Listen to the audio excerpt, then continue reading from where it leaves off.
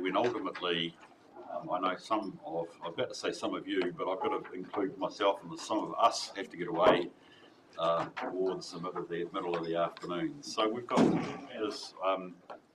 Firstly, we have our formal committee meeting to consider two things, primarily the finalisation of supporting documents for our consultation document, effectively a draft long-term plan, and also we've got a brilliant quarterly update on our financial position and forecast position, so that's great to have. And then at the conclusion of our formal meeting, we want to hold a brief workshop over the developing consultation document, which you are going to receive formally at full council and look to adopt. So it is important that we do that. I'll give you an indication, bearing in mind that whenever I give indications of timing, it's the umpire's curse. Well, I would like to be finished our meeting around the our formal meeting by 2, with a short break, and then that gives us about an hour, just till after 3, to consider the consultation document. And then I'd like us to send those of us that need to on the road. I'm conscious we've got a wee way to go. Right. I think you've probably all gone through the health and safety. Oh, no, can I just check firstly, we are live streaming. I just presume you folk all know the procedures, etc. by now. Do we have any apologies or muster, and people can stay for the course of the meeting? Oh, and Margie's on too. So you're present. G'day, Margie, can you hear me? Yeah, good afternoon, Bruce. Thank you. Yes, I'm here. Great. What are you, Christchurch? Is it or somewhere like that, I think you said? Pinwald, Ashburton. Oh, Tinwald. Okay, sorry, a bit too far. Yeah, Tinwald, not a bad place. Okay, great. Welcome to the meeting as well. Please make certain that you feel free to be involved as well. So there's no apologies, there's no leaves of absence. In terms of the matters in front of us, is there any of your interests that you might like to discuss with us? No. Any extraordinary or urgent items? Nothing's been told to me, Rachel. Can we look at the minutes, please, of our last meeting, which was 27 March. It was a full quarterly meeting. We've got the minutes in our pack. I'll move from the chair. We take it as a true and correct record. Do I have a seconder, please? Thank you, Rob. Any matters of accuracy or correction you need to raise, people? Being none, I'll put the motion. All those in favour, please say aye. Aye. Those against, it's carried. As this is not a full meeting, I'm not too worried about actually follow-up or action points. I don't think there's anything directly in there that need affect the agenda today. We'll worry about that on the 5th of June, which I think is our fourth meeting. Right, that brings us to our work plan. Teresa. Anne. Yes. Anne, so you're our Teresa today. Good. Yes, okay, Anne, I'm in your hands, please. Okay. Thank you, Mr. Chair. Councillors, so I'm just presenting the Finance Insurance Work Plan to 2024. So this meeting, of course, was an additional meeting that we put in to hear the remaining support AMPs, and also it includes the forecast financial position. Brilliant, I like it. I'll put the motion as we receive and we note the changes. Do I have a seconder, please? Thank you, Christine. I'll put the motion. All those in favour, please say aye. Aye. Those against, it's carried. I saw your hand up, Darren. You're doing well to be promoted to my deputy. You've enforced Sergeant of Arms. Get people at the table. We might have to make some elections here. Look forward to the pay rise session. Good, I can assure you it's well remunerated. Okay, remaining activity management plans, which we've got to deal with. And I suspect you're the lead, but we do have cast 1,000. Thank you to staff for being here, because I understand you're all going to participate in the presentation of the final version. Anne, I'm in your hands firstly, but I would probably very quickly like to ask you a question after that. He always does that to me, doesn't he? So thank you. We're just here to present the activity management plans, the remaining management plans for the long-term plan 24-34. So February 24, we adopted the roading plan, and you asked us just to take another look at the remaining AMPs and just ensure that previous discussions that you sort of had with staff were incorporated and reflected into these AMPs.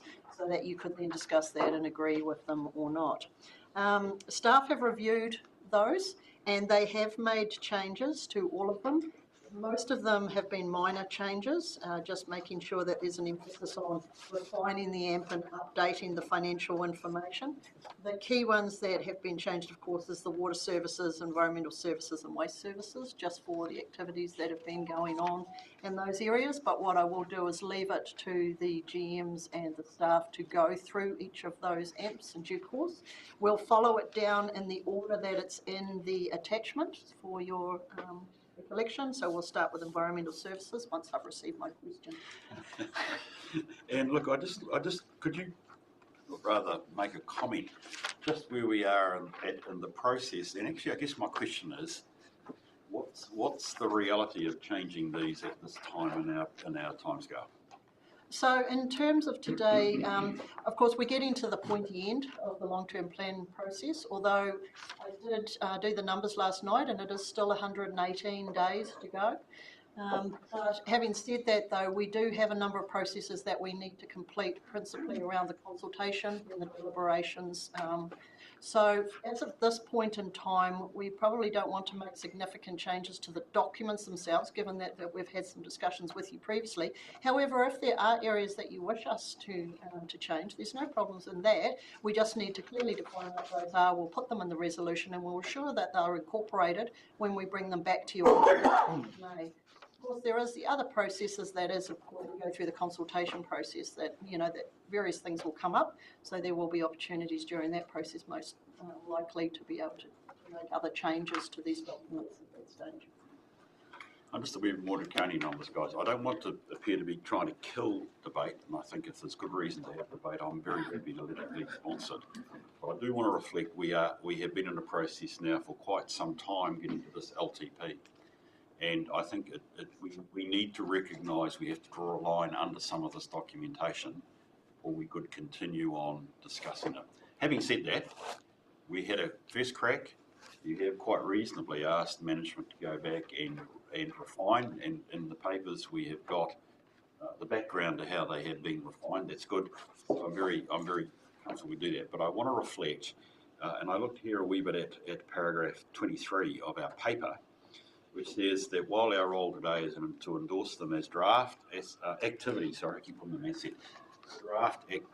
management plans, they are living documents. They have to be aligned to our draft LTP. Ultimately, when you get feedback on the consultation document, it could be that we've got to go back and reopen them and amend them based on consultation. So they have to be aligned. So it does mean there is a sense we have to put our best foot forward, because the community needs to be able to see those if they choose to through the consultation process.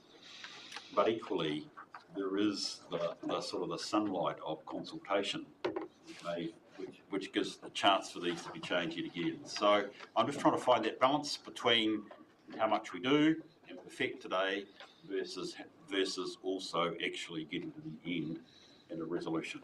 If I can give that as some advice to you folks, I'll be interested to see how we go.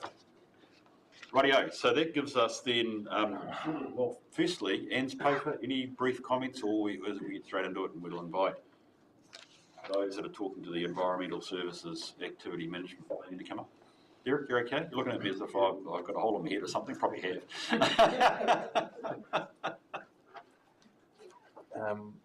Paul. Well, I have got one or two things noted down, but they're more typo type things. Yep. But there is one point, and I mean, I'm completely lost here, but on page 18 of that document, there's assumption, and this, I believe that the assumption on tourism is a bit out of date.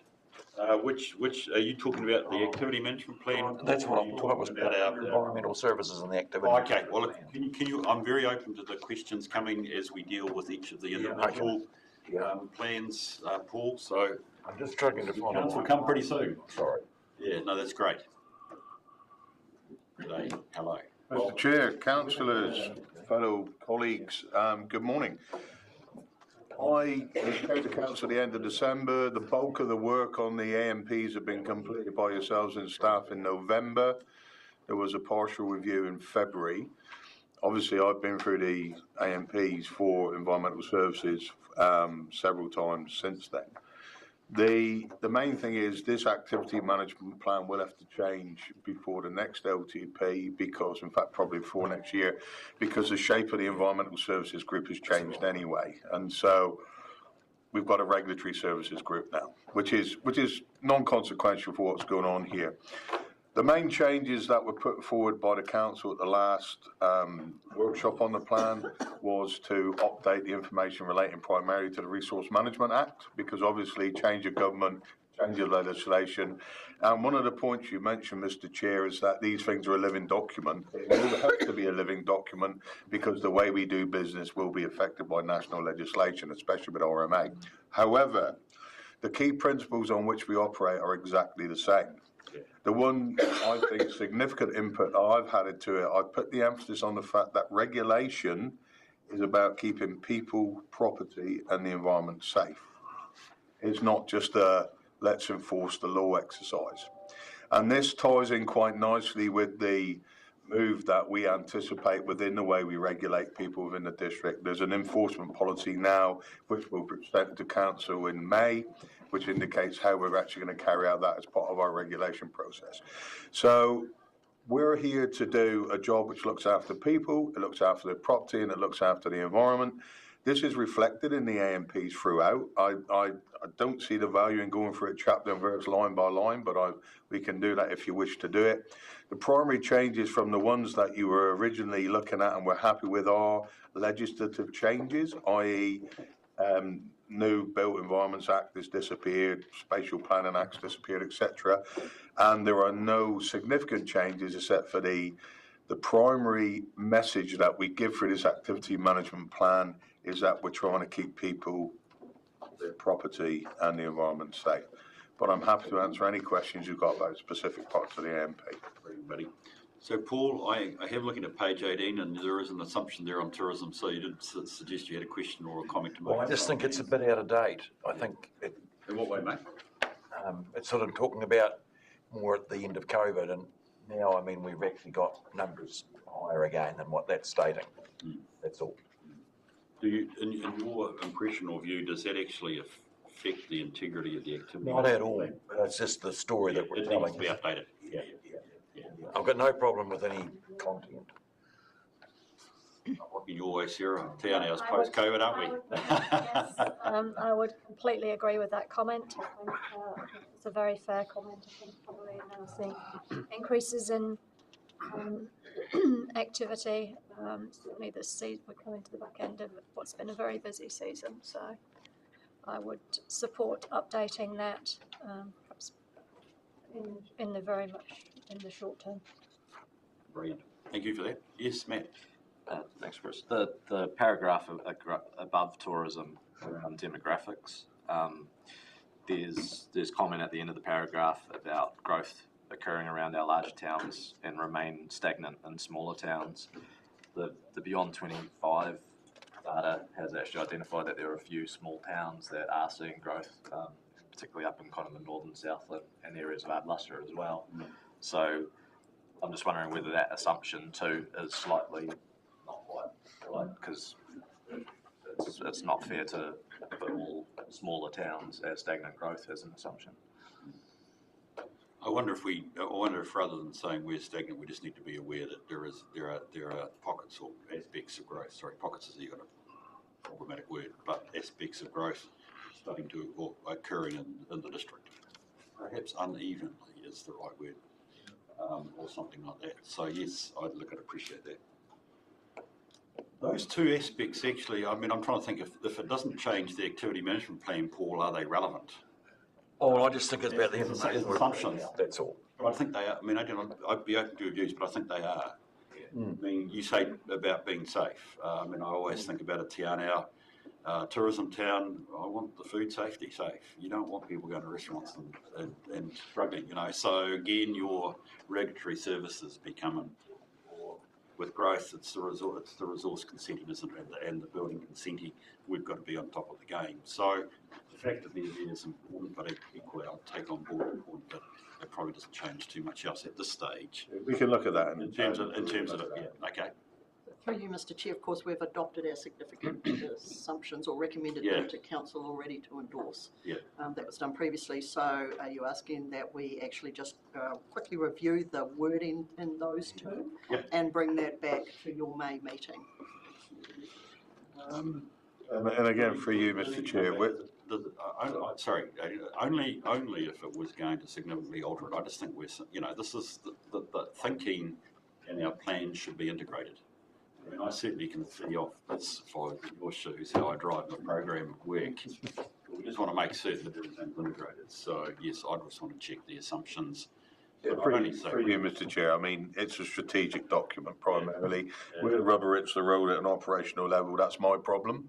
And basically what we will do, we will deliver the best service we possibly can within the activity management plan remits, or even better than what we've got in there. But so yeah, and as you said, it's a living document. If people start getting savaged by dogs in Tiano on a regular basis, we'll have to change the way we do business.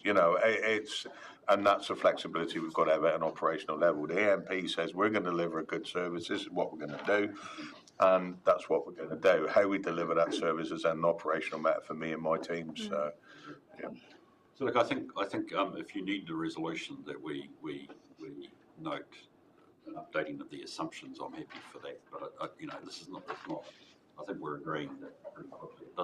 It's not changing the dial on the activity management plan itself. So I'd see this almost as an editorial tweak rather than a. Yeah, I was going to use the word tweak. Without being underdramatic over. A good point, Paul and Matt.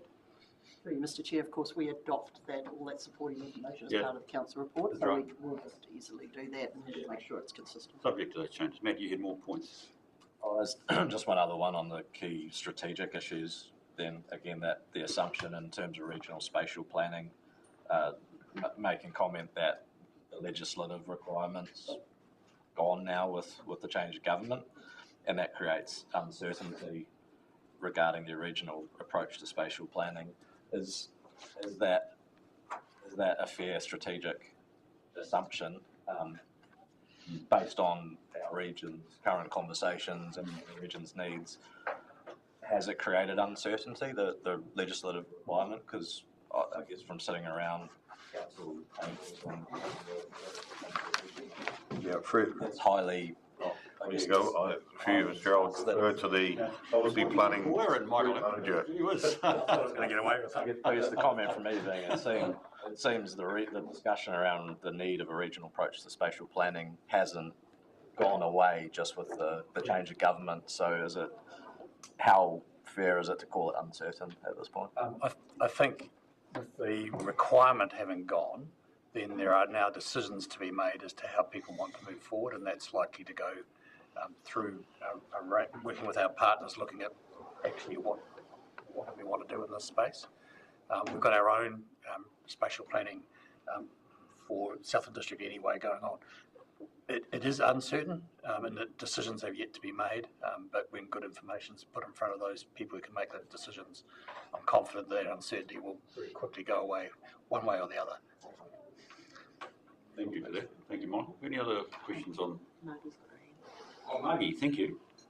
Thank you, Bruce. Sorry, my camera's not working. I'm on page 13 in the National Policy Statement for Indigenous Biodiversity, and it's around the central government plan for the SNA mapping, and that they're going to remove it as a council obligation. We have put aside a significant amount of money for that in the future. My question would be, what do we do around that funding? Does it just stay there, or does it come back off the rates or into another pot for what other provisions are national direction as coming? Because it's a significant amount of money for our ratepayer. Through you, Mr Chair, that the resourcing that was associated with that SNA work, Councillor Ruddenclaw, has been removed? It has been removed? It has been removed.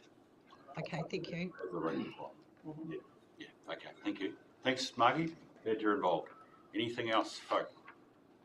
Right, so I think at this stage we can assume that this activity management plan is basically right. There's a bit of editorial tweaking along the way, which is tremendous. Can we move then, please, to the emergency management activity management. I was about to say, isn't that staying around here too, but in your hands. Thank you, Mr. Chair. I'm a recent recipient. All I can say about emergency management is that there have been no changes following previous workshops with the way in which we do emergency management. Obviously, we're as part of EMS, which includes 4 councils, and we have a set funding mechanism with them as a proportional funding mechanism.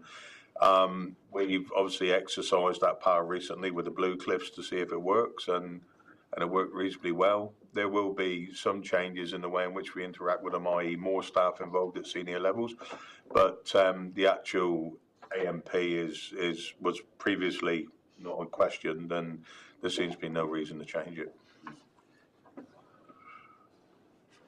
Questions? Sorry, yes, Paul. I think there's the same tourism assumption in this one too. Great. Yes, Christine. So I think there's currently been undertaking a review within the process within emergency management. So it is likely that we'd see some changes to this document in the near future. As you say, it's a living document, so that'll come through approving it in the meantime. But some of those Well, through you, Mr. Chair, I mean, the EMS themselves have had some significant staff changes very recently. So that and the fact that we are going to be engaging at a higher level with some new staff going into there will affect changes to how they do it. However, previously it wasn't considered to be broke, so it didn't need fixing. It just needs to be reviewed, and we will come back to council when we do it that way through the CAG and everything else, of course. and you've noted in here the group plan review is currently underway. Exactly, yeah, which is a cyclic thing under civil defence anyway. So I think that group plan review's got to be done by the middle of next year. It's quite a significant document, so so that will all be part of the way in which we process stuff as well. And there's also a recovery plan review that needs to be done as well. But so they have their own review process outside of our direct council procedures, but obviously affects all the 4 councils involved. Does that, I mean, it's significant. I know I've actually undertaken a review, to be honest. Is that part of our key program list here on page? I do not believe so. As I say, I picked up emergency management last week, so I'm not. It wouldn't be a council project; it would be an EMS project. Yeah, okay. So effectively, we're a shareholder. I appreciate that. Yeah, so we fund the activities. We agree to them happening, but we fund the activities. So. Okay, anything else that we need to note here without doing over the emergency management plan? Yes, Matt? Just one question on between page 5 and 6. There's comment around the investment into LiDAR and EMS using it for the redo tsunami modelling. Is there any risk that some of the coastal inundation work that Great South's undertaken, that there's a EMS in Great South doubling up on some works here? I know that was more based on sea level rise. Yeah, I don't think there is a correlation. LiDAR is fantastic for lots of different purposes anyway. If it's being done under a civil defence context, I would expect us to have access fully for everything else we do anyway. As an input there. The sea level rise work was more than LiDAR. It was different. It was looking at the way in which the climate's going to change and potentially affect us. So there's slightly different things. They have a similar result, but the more LiDAR we can get, the better off we are, to be quite frank. So if it's in there, it's a really good thing to have in there. Any other questions? Okay, so we're going to nail emergency management in the way it is. We've got a couple of the editorial things that Paul raised. It's going to be consistent across any of the assumptions we use, particularly around Like Blue Cliffs could do tourism leaders, that type of thing. Yeah, or the map point about the growth across the district. Big things that are really important. And I think that's it. Community leadership, please.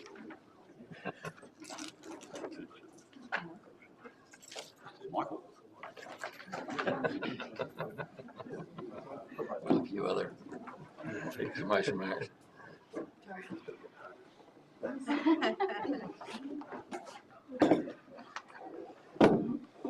You're Robin and Michael. Sam. Okay, well, this is a heavy-hitting A-team coming here. Michael, are you leading off? I'm just the eye candy. Bruce is eye candy. Hey, welcome, folk. Appreciate you being here. I'll let you guys take us through the study, please. So I think I'm leading the way here. Jared Cappy's on leave today, so he's absent, but I think we've got fairly Thanks, Robin.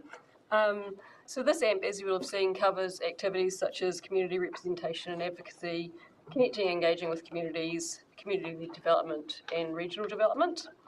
And the activities are undertaken to facilitate community wellbeing and local democracy. And they fit within the framework of the LGA, LGOIMA, and also the Local Electoral Act. The community leadership activity also aligns with the proposed strategic framework and obviously our community board plans as well. So levels of service for this AMP relate to operating in an open, transparent manner, supporting partnerships and building strong relationships, and helping to achieve sort of community aspirations and outcomes. So 4 KPIs are proposed to help measure the provision of the services. There were no major changes requested when this AMP was last presented to Council, but obviously the financial aspects have been included, as you'll be aware. The costs are largely operational in this activity and are based around staff providing services and also the provision of community assistance, such as grants and funding. And the costs are primarily covered through rates. Largely this activity will be funded as it has previously, as proposed in the AMP. There's a list of general projects to be added to the community futures area of the activity, and these projects would increase the budget in that first, and from the 2023-4 budgets up by about $100,000 in 24-25. But that would decrease in subsequent years as those projects are completed.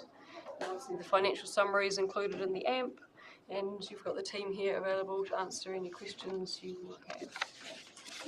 Sarah. Thank you, Mr. Chair. Page 58 or page 8 of the AMP, District Connections Community Board Plans. I think it's worth a mention here that these community board plans are intended to be updated. It reads very much that we're in this right in the middle of the 3-year plan. Those community board plans have now been around for quite some time, so I'd just like to see a sentence to say that they'll be reviewed. Again, minor change, but it just shows we're not standing still. And Thank you. Through you, Mr. Chair, both Sam and I are working on aligning that with some of the spatial planning work that we're looking at doing for the communities as well, and trying to bring that work together, at which we'll talk to you some more about very soon. We're very excited about it, in fact. So I think the community board plans will change to pick up that work, so it just makes it a little bit slower than we had originally intended them to be, but I think if we do them well, they will be much more useful to all the communities that we have these for. So that is certainly the plan. thank you. So I think we're reflecting on there is a wee bit of editorial mess over, I shouldn't use that. There's a wee bit of editing to go on here, so that's fine. Appreciate picking up that point, and we're being active in it. So, thank you. Any other comments or questions on? Yes, Christine. Thank you. Just a question around the new KPI, which is good to see in there. A recommendation is included in its report from the public about what, if anything, will be released to the public and when. I see it sitting about 75% the first year, then to 80%. Is that seen as difficult to be able to include that in each report? Through you, Mr. Chair, it'll just be an education process for staff and just making sure that my team also capture it and educate and monitor that as staff develop the report. So I guess so we could look to see that being lifted to 100 or 95, allowing for the occasional issue around time. Happy to take on board that feedback, and if there is a desire to lift that up in subsequent years, yeah, please just let us know.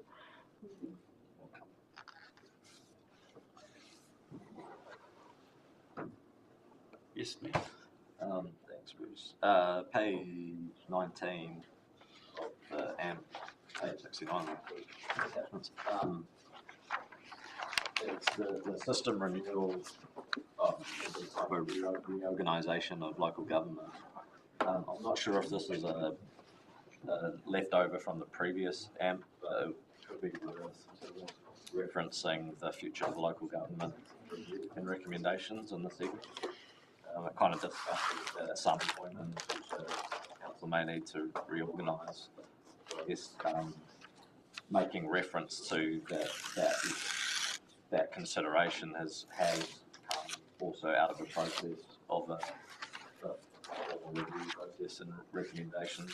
So it's a little less kind of big picture. Maybe at some point there is actually a defined review and report that suggests some of these changes and kind of establishes that risk. Good point. In fact, we've got a report. Sorry, I have one more comment. I've lost my annotations to the document, so just triggering memories every now and then. You've noted down there on page 69, just territory-based partnerships.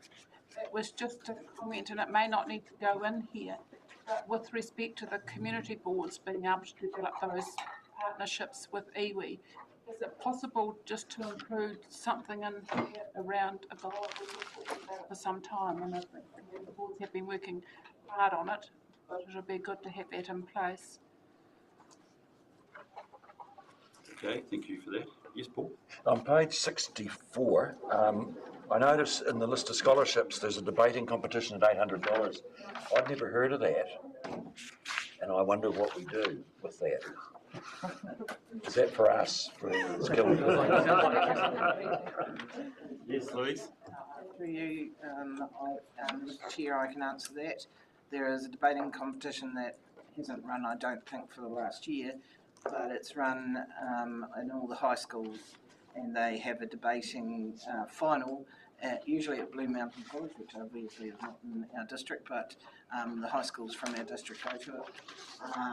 And we have that $800 goes towards the printing of the certificates for the winners, and a supper and transport for the schools that have come from the district. Oh, that's really good. I just think we need to promote it more. Yeah. Everybody.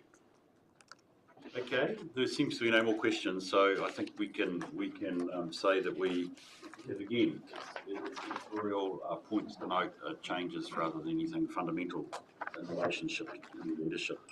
So if we could move then please on to water facilities. Hey, thank you guys, appreciate it. It's the activity management plan people group, so we're back into the infrastructure. It doesn't go away, does it, guys?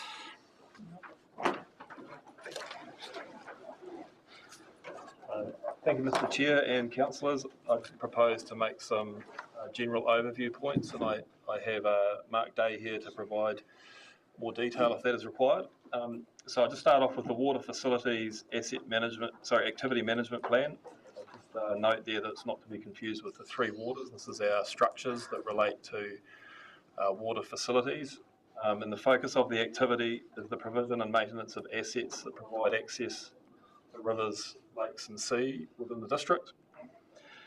Those are both commercial and recreational functions, so there is quite an important commercial economic development function that comes with these facilities. And the asset base that we manage through this activity management plan is actually quite varied. It includes structures such as wharves, jetties, boat ramps, seawalls and navigation aids. I'll just touch on some of the issues. Obviously funding the level of investment needed to meet our agreed levels of service and the standards that we aim to achieve, given the limited population base that we have, and that this is often primarily a locally funded activity. An example of this in particular, and it's quite topical at the moment, is Stewart Island. That's a community or settlement, if you like, that has a limited population base with a very high reliance on water facilities and water structures. Currently, the funding to upgrade water facilities out there has a heavy reliance on the visitor levy and funding that can come through that as well. I'd just like to note some focus areas, some of which are new since you probably new or expanded since you last considered this AMP. We had a general focus in the group we have now of ensuring that we meet our minimum levels of maintenance, and that we carry maintenance out to keep our assets safe and functional. So it may not be a particularly high level of maintenance that we carry out because we have to manage our cost as well. And given that we've had things like Three Waters come back into the organisation that require funding, we need to be a little bit careful about budgets and expenditure in this space. However, the key point I'd like to make is that we are focused on ensuring basic levels of maintenance still are carried out so that we have a functional and safe asset. An enhanced focus on ensuring that we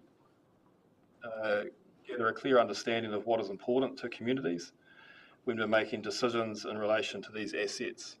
And that, for example, may include decisions around whether we even retain or dispose of some of these assets, but making sure that we have a clear picture of what the community is looking for before we do that. And where possible, looking to explore and then implement new sources of revenue. For example, new methods of collecting user fees from users of these facilities. For example, in wharves, where we have a current structure around gathering revenue that doesn't capture, if you like, all of the users that make use of those facilities. So we, given our funding pressures, I guess we need to have a look at how we can improve our ability to collect more revenue from the users. The rider that I'd give with that, though, is that ensuring that the fees and charges that we develop are still reasonable and they don't unduly affect the ability of users to actually access and use these facilities. That's a bit of a general overview from me. We're happy to take. That's fine. And folk, we got questions? Yes, Jasper. Mr. Chair. Some on page 12 of page 62 of the this is newcomers welcome plan. What is this? $50,000.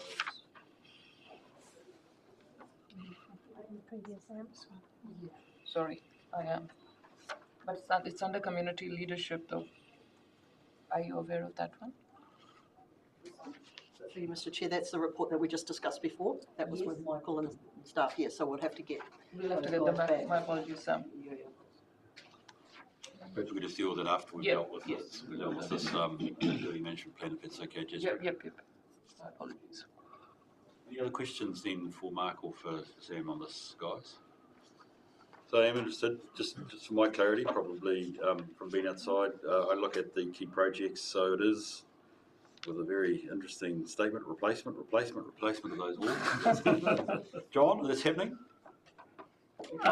Sorry, no, look, I'm serious. No, it is happening slowly, but it's like, as you know, working in local government. That's right. And don't try and rush it. This is allowed for in the long term. And we'd certainly had some excellent discussions about these things yesterday on the island. Okay. Any other thoughts from people as far as this plan, this activity management plan is concerned? Yes, Derek. Through you, Bruce. Is there opportunities to have more discussions with communities about taking control of some of those assets, like we did in Monterey, about some of the communities doing some of the work rather than having it on council to do it?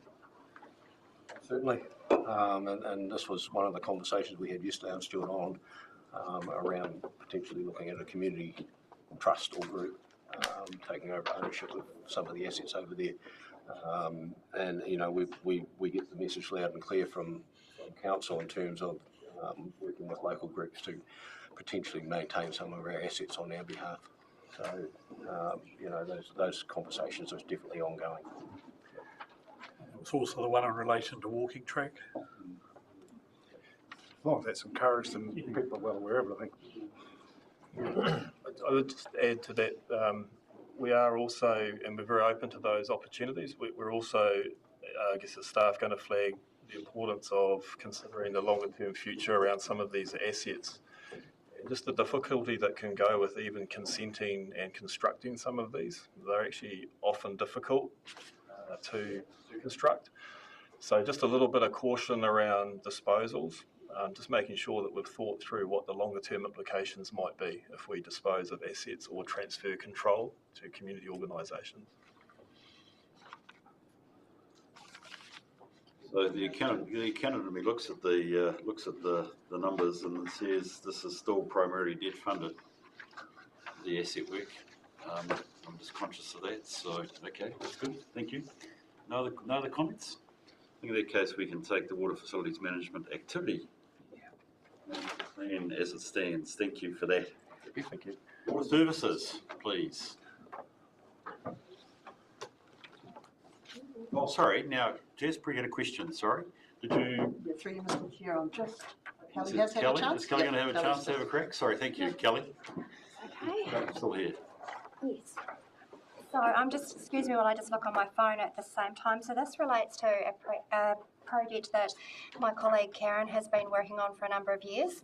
We received funding to develop a welcome plan for our community, which was through Welcoming Communities. So it has been ongoing. As I understand it, and Louise might be able to help me out a wee bit with this as well, just in terms of we've been doing some engagement with iwi on the final plan. Is that right? The welcome plan? Yes, which I think we're getting to. So the plan, I'm just looking at it here, it covers things, and I can potentially send the draft around. I'm just looking at the table of content. So it has newcomer and community-based outcomes, and it has things like outdoor appreciation, cultural inclusion, effective communication, integration, assistance and collaboration, and infrastructure development and revitalisation. So a lot of it, or the basis behind the plan, is about how we welcome people into our communities, and these can be people that are new to Southland from other parts of New Zealand, or people that have moved to the country from overseas. So we have developed our own plan, which isn't quite finished, but once it is, we were looking for some funding to help deliver some of those outcomes, which could be things like welcome packs or small projects in our communities. And I'm madly scrolling to see if I can find. That's all right, Kelly, and I'm sorry to have you come back. But the initial money you're saying came from central government, is it? I believe so. We have funding. And thereafter, you expect an annual 15,000 a year? That's what we've popped in for the 15,000 per annum, it says, to do local initiatives from the plan, because the funding that came from government was to help develop the plan but not to implement it. And there have been no staffing needs for that? Within existing staffing levels, as I understand it, within our team. Sure, thank you. I'll take this offline for a couple more queries on that. Okay. Thank you, Mr. Chair, for accommodating that. Yes, ma'am. I see Adrian's already gone, but if there is the opportunity, at some point I've got one other question back at emergency now, but I'm happy to do it if Adrian's. Is it fundamental to the structure of the plan?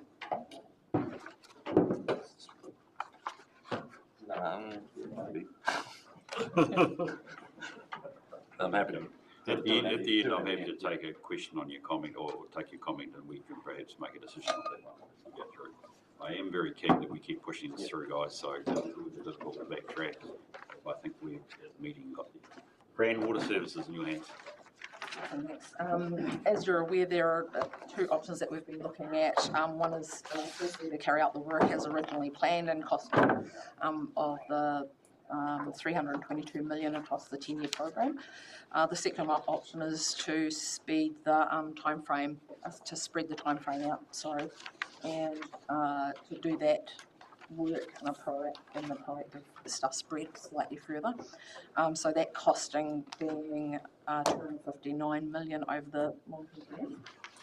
The three water assets staying with council, it has meant the balancing of the need to do what's needed for the asset as well as the affordability for the rates. So there's we've incorporated all of the new the changes that have happened back then. So we've got water done well, which may have an impact as a risk to this. So it may need to be, like we talked about previously, be flexible with keeping it a live document and dealing with that when that comes out. Hopefully the end of the month for the next few while. So we'll obviously adapt as we need to through that process as well. We've also used the smoothing of the program to make it more achievable from a delivery perspective. So feeling like that's appropriate is that option.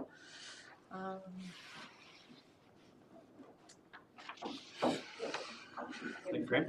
So we, and obviously through the draft CD, the two options you're talking about have been, I presume, well canvassed at this stage around the course of the council. So, folks, do we have questions, comments to make for Brandon team on the water Services Activity Management, getting it right. Okay, Jake, questions? It's probably an area you look at pretty heavily. I suspect it's familiar territory. Only one question from me, Frank. And I'm not quite certain whether I should have been able to see the answer, and you might tell me I should. I understand deferral. I'd like you would love to have certainty as to where Environment Southland might sit on that, and I don't suspect it's easy for them either, by the way. I don't, just not having a crack at Environment Southland, I suspect it's difficult. Have we repriced delayed projects? We probably have made some adjustments, significant, but just probably CPI on construction costs and the like. I understand that our need for strategy, the balance sheet capacity that we have, but one of the almost baked in certainties of deferring something that's going to cost you to do it later. And I don't blame us if we feel we are constrained, we are where we are. What I would like to know is that actually we have got, even if it's inflation, right, that we have got that built into the estimates, or indeed, I'm correct, you're deferring, but you're still doing it within the 10 years? Or has stuff gone out to year 11 plus? There's a couple of projects slightly gone out, but not slightly gone out. Well, probably not so much. They've gone to year 11 or year 12. Not so much in the big ticket items. The big ticket items are in the 10 years. We've just pushed other minor. Okay. That probably wouldn't have the same significant impact. So we think like all of the major wastewater plants and water plant upgrades will fall within that 10 years. Look, it's the concern in me around us focusing on 10 years, but one of the implications of this tactic to bring it into a potentially financially acceptable level is actually we're pushing stuff out, and I just think we need to be clear with the community. Not the year 1 to 10, but actually year 11. We're enforcing it onto somebody else to deal with. So we just need to be clear. Sarah? Oh, sorry, before Sarah, was there a comment? I was just going to say through you to that there is inflation applied. So over 5 years is going to cost more in 5 years' time. Inflationary. And as Graham said, the major items are still within the 10 years. So you've fitted them within the assumptions that we have around inflation, etc. Yeah, okay, good. Sarah? Thank you. Page 22, which is 294 of the overall report. Got two conflicting statements in here, so this is just an update of what's in the table. Tourism holidaymakers expect solid waste to reduce following COVID pandemic. Can we just... wonder if we're on the same plan.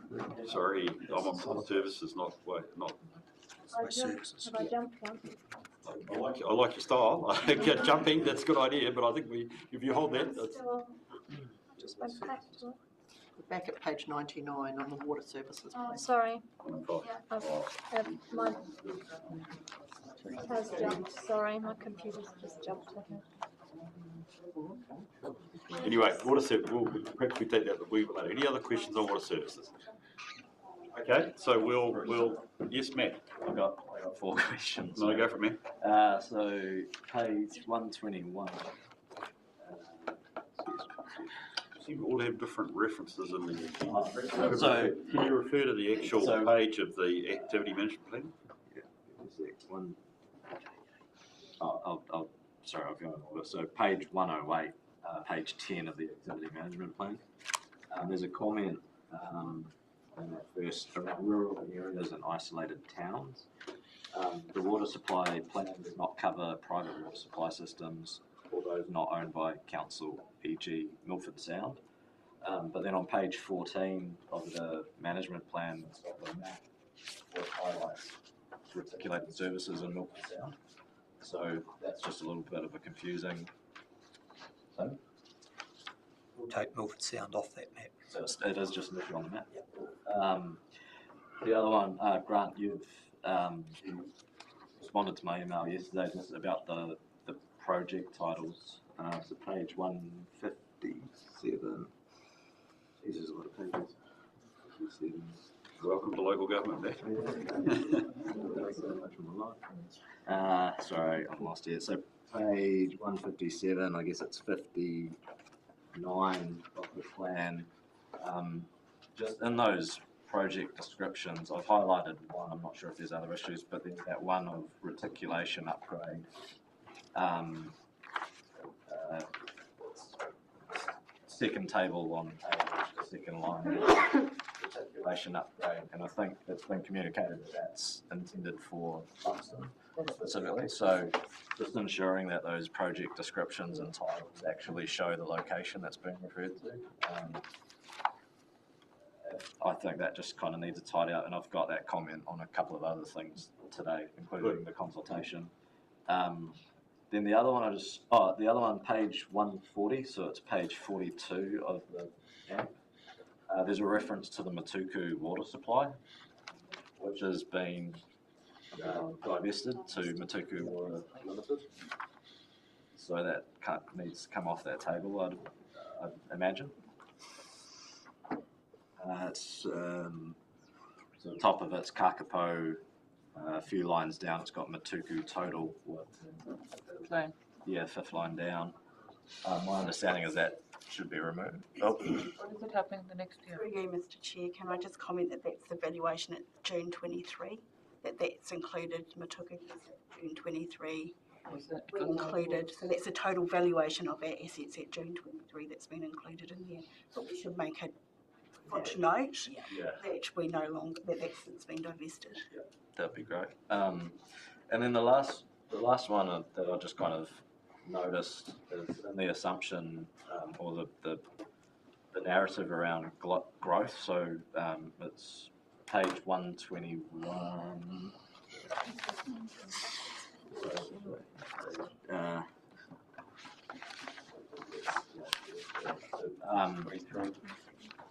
Yeah, 23, 1.6 growth in demand. It refers to the Beyond 2025 regional plan, talks about infometrics in the studies and where growth is projected. Just from a lot of, then it talks about specifically Windsor, Te Anau, Manapuri and towns close proximity to Invercargill, Windsor, Riverton, etc.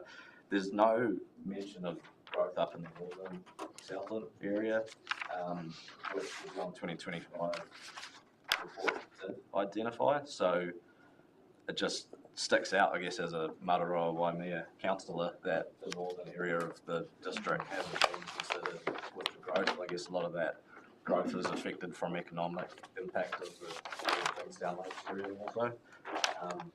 But just a concern that the northern end of the district might have slipped off the priority list a little bit there in terms of growth. I'd actually thought, through you, Bruce, I thought you'd picked up on that some time ago actually, so it clearly hasn't gone the way intended, so we'll look at that. So you, Mr. Chair, following on from what Councillor Wilson's saying, that is highlighted within the report too, with the capital valuation and the land valuation according, so, coming in and... Yeah. Look, I think that those are, I'd like to, they're good points, they're good editing points. I don't think it's to hold us up with the actual plan itself, but I do think that's right. And I just would endorse your last point, Matt, which is actually to the extent that the community look at this, they need to be able to see themselves in here. And I take on board your point. Clearly, obviously, Grant, there may have been a suggestion in the past hasn't been quite got in there, and I'm sure it will now, which is great. Thank you for that, Matt. Any other comments, Fuck? Yes, Paul. Just on page 11 of the report of that aspect, about the further treatment plant recently installed at Curio Bay, and how it serves the reserve. Well, it's actually 8 years now since that was installed, and it does now serve. Yeah, but it's probably only the council as an asset's only taken over in about the last, since I've been here. So it was an asset that was in the trust, and my team's only taken over in the last 3 years. That's probably what it's referring to. It was never with the trust. Well, however it was run. But it also says it just serves the council reserve, or it now serves the subdivision too. The wastewater there. Yeah. That's true. Thank you. Thank you, Paul. Right, we're going to bank that one. Sweet. Okay, thank you for that. So again, really good comments, getting it tidy up there, and that's great. Thank you for that, Fran and team. That gets us now to community services, please.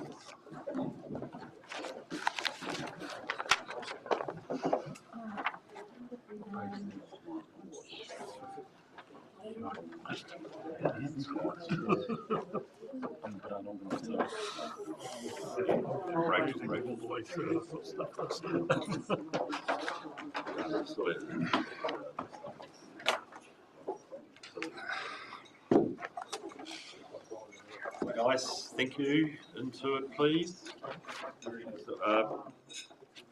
Services, sorry, I'd say. Thank you, Mr. Chair. Same approach as prior. I'll do a bit of an overview of this AMP. And then I have the various managers here that manage the aspects of the services that are provided through this AMP. I would just like to highlight that the focus of this particular activity is the provision of the services. The Community Facilities AMP, which we discuss next, is focused around the provision of the buildings and facilities within which the services are provided. So this is more about discussion on the services and how we provide them to our communities, particularly in relation to libraries, community housing and cemeteries. It's a particularly important function of connecting our council with its communities. We have a few issues that we've identified for you in the activity management plan. The buildings within which these services are provided are aged in some cases, and with maintaining and improving older, if you like, buildings, we are facing some increased costs that then translate through to increased costs for the users or the recipients of our services. That's particularly important in terms of we need to manage our cost increases and balance that with our community's ability to pay. This is particularly evident around our community housing, which is funded through rents. Cemeteries, for example, we have a legislative requirement to be involved in this, and there's some reasonable risk if we're not prepared for interments, for example. We've also identified in the plan the need to upgrade our record keeping and cemetery management system. So that's a project that's of relatively high importance in that activity. This is a space where we're often required to implement and meet new regulations and requirements coming out of central government. Healthy homes is a recent and quite important example of that. So we've recently gone through, and we own 69 community housing units. We've gone through and upgraded those to meet our healthy homes requirements. I'll just flag that those are the sort of things that actually come at a significant cost and do require a fair amount of work to meet those new requirements. I sort of need to flag too that usage needs and customer expectations of what and how we provide in this service are actually changing as well. Some of our new focus areas within the activity, again, I'll just flag as meeting our minimum levels of maintenance to ensure that these assets are maintained at a level where they don't degrade, for example. We've had a bit of a review of our draft budgets and the long-term plan, specifically in areas such as community housing. You'll see in some of the graphs provided to illustrate costs over time, over 10 years, and revenue required to meet those costs. There's some fairly steep increases shown there.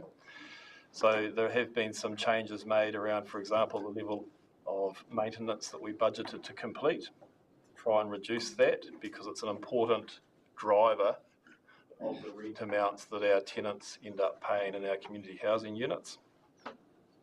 We're quite well aware of the impact that can have, even a $10, $20, $30 rent increase for our tenants is significant.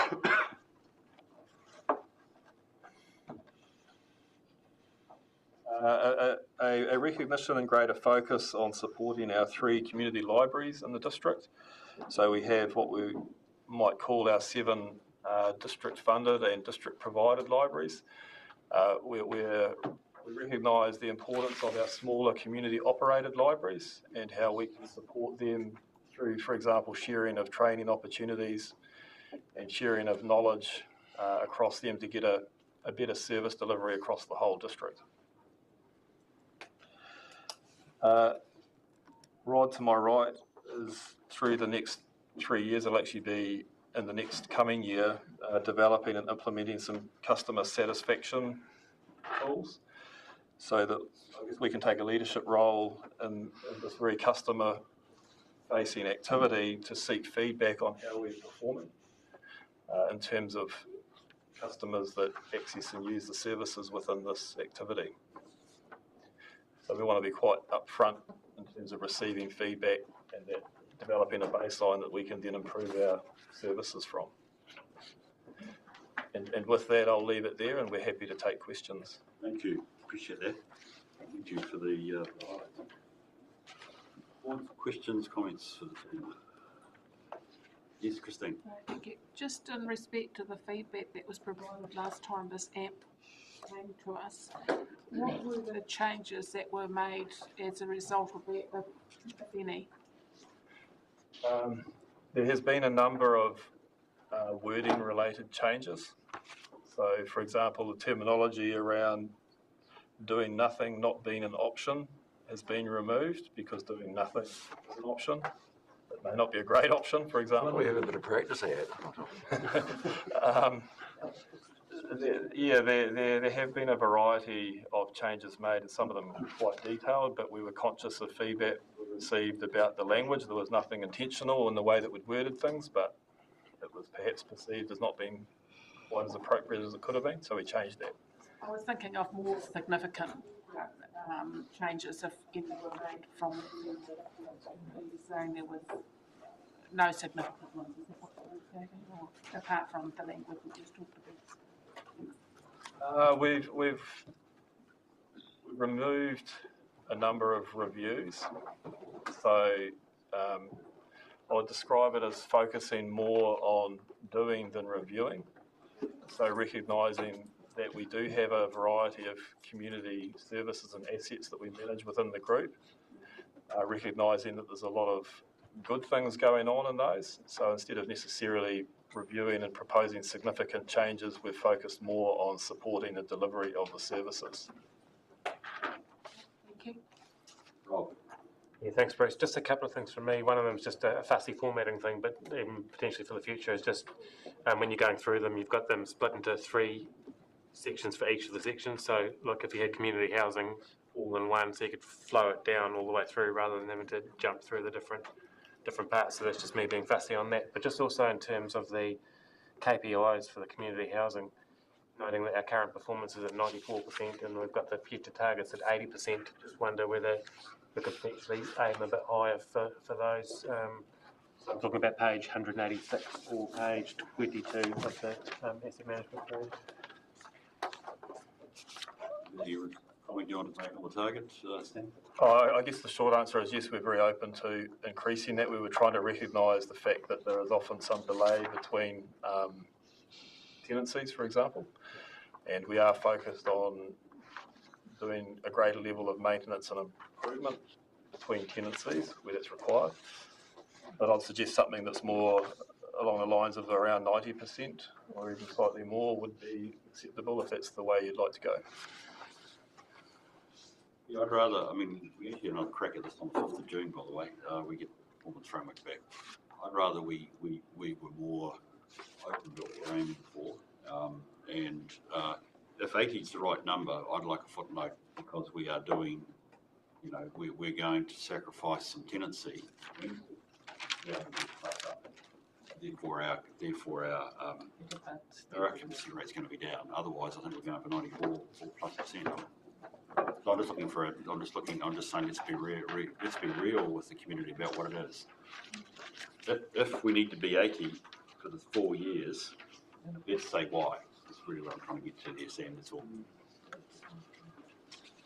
Otherwise, it does look odd that we're at 90. We want to underachieve. Okay, any other questions, comments for the team? No? Okay, let's make that then. Thank you. Sorry, Margie's got her hand up, I think. Bruce. Oh, sorry, Margie. Thank you, Rob. No, you're good. Thank you, Bruce. I'm on page 188 around the second storybook walk location. It's probably an offline conversation with Sam. It was brought up to me in February by one of the library staff during the South Sea Spray project, but it was also brought up by the stewards of Ivy Russell Reserve, the group that's formed to look after the reserves. So I'd like to have a chat to you about that at some stage, Sam, if that's okay. Yes, absolutely, no problem. Thank you. I'll be in touch next week. Thanks, Margie. So that's, I think, community services done, but I presume you guys are staying for community facilities as well. So let's move on to community facilities, please.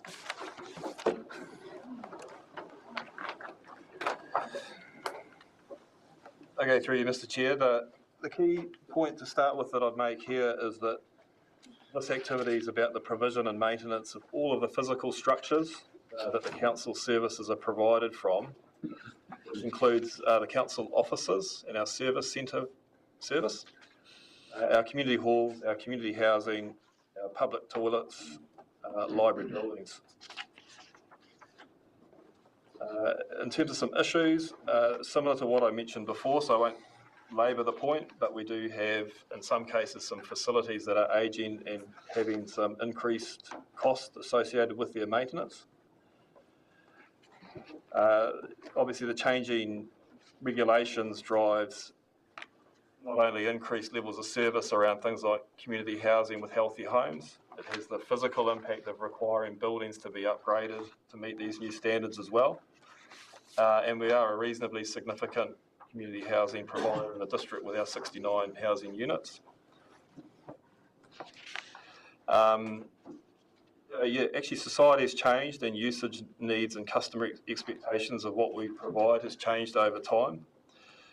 I think our community halls are a good example of this, and as representatives of your local communities, you'll be well aware in some cases where our community halls, we're just struggling to get the usage that we might expect to see.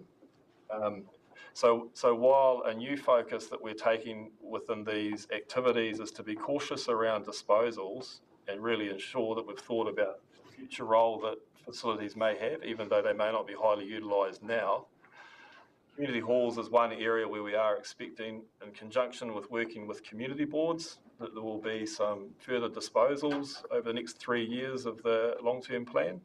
Obviously, that'll be in conjunction with elected members and particularly community boards before we go ahead with disposals. An increased focus on doing more with what we already have. So that's actually thinking about the positive side of existing facilities in terms of what may we be able to cost effectively do with those to, say, extend them or modernise them to meet what our customers are asking of us today, rather than necessarily needing to dispose or demolish of facilities and build new. So while build new might be the ideal outcome, we actually want to be a little bit more creative and look at ways that we can still get a good outcome, but ideally save some cost.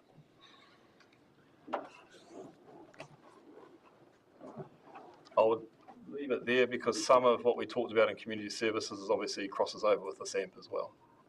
Brilliant. Okay, folk, questions for the team here? Anything people like to make? Yes.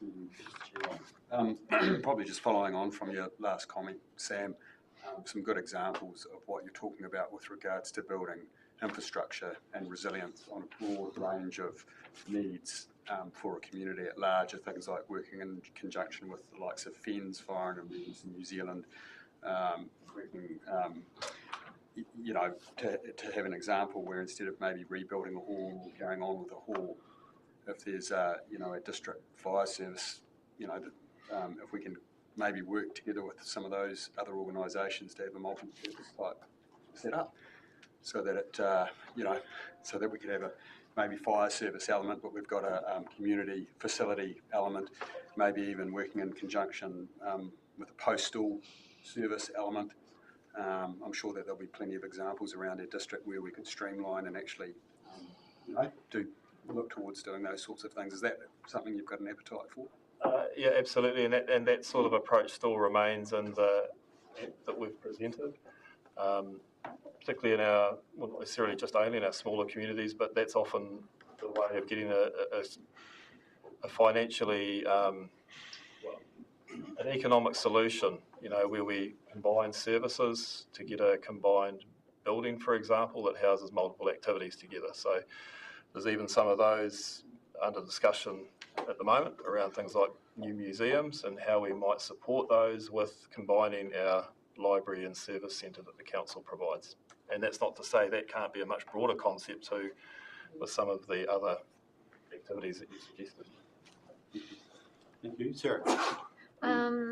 Okay, page 226, page 16. Just right at the bottom of that page, just commenting here, it says council was expecting growth in tourist numbers and was looking to make significant capital investment in public toilet portfolio. I think that's been done. I think that's probably been achieved.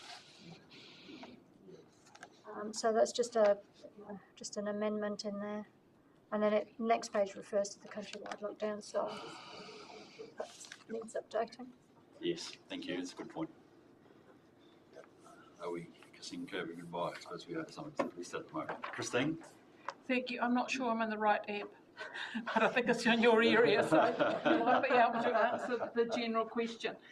I think it was on page 224 that you were referring to an increase of 2 FTE to carry out the work, and I'm not sure if it's in this one that you referred to a business case being put forward for additional staff as well, and whether that's been processed through.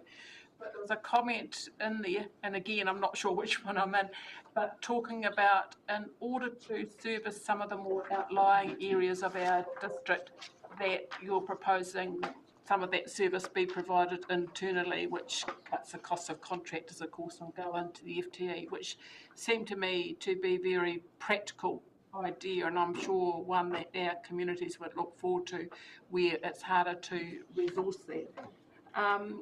And was that where the FTE was based, or I'm in the wrong end? Through you, Mr. Chair, that's in the open spaces app. Right, okay. So which we're coming to. And the FTE, the 2 FTE were just in this one for general work. I'm on page 224. I'm on the right app. 14 of the actual app. Yeah.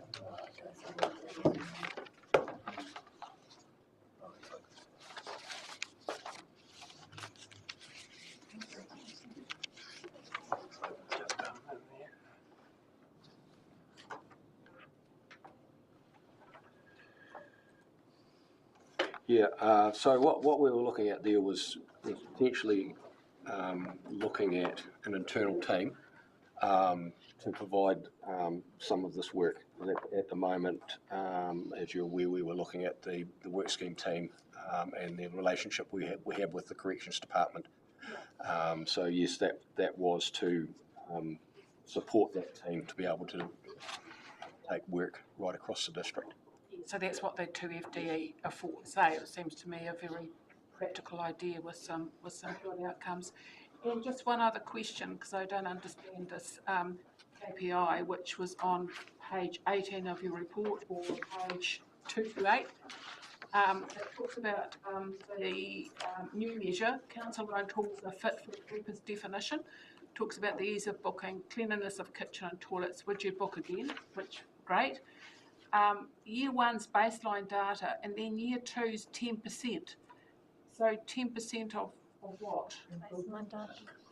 10% improvement on the baseline data. So the baseline data may tell us it's at 95% and you want a 10% increase on the 95%. Is that how it works? Thank you. Good news item when we get to 10% on top of 95. Yeah. Yay. I'm setting a bit of a target there. Well, Christine, I get it. Okay, any other questions or comments on this one? No, we're going to bank that one as well, which gets us then up to open spaces, please.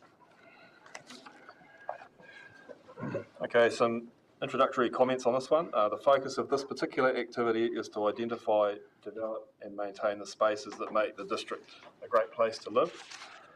A little bit more specifically than that though, a really good example of what this activity really relates to is our parks and reserves network across this district.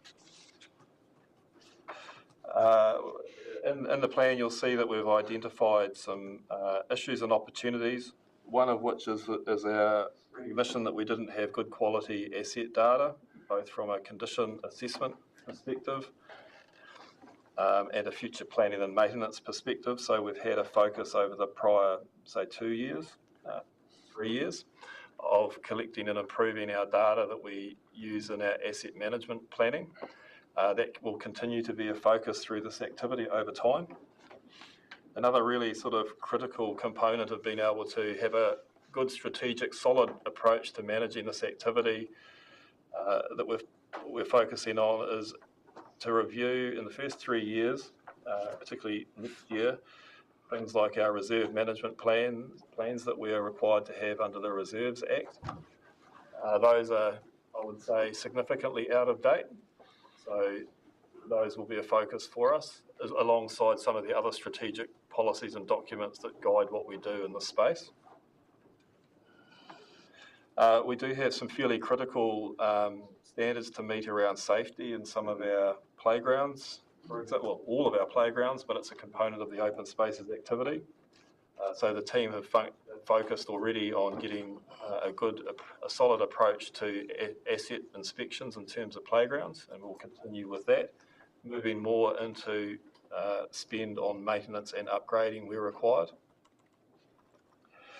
A particular challenge that we have in managing the open space network is just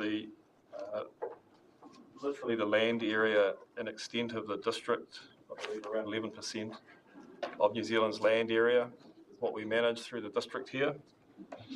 We have 148 local reserves and 40 playgrounds, for example, so there's a fairly significant land area to cover and a fairly significant set of assets that are spread across that land area as well. So some new focus areas we've identified is ensuring that minimum levels of maintenance are carried out to keep these assets safe and functional.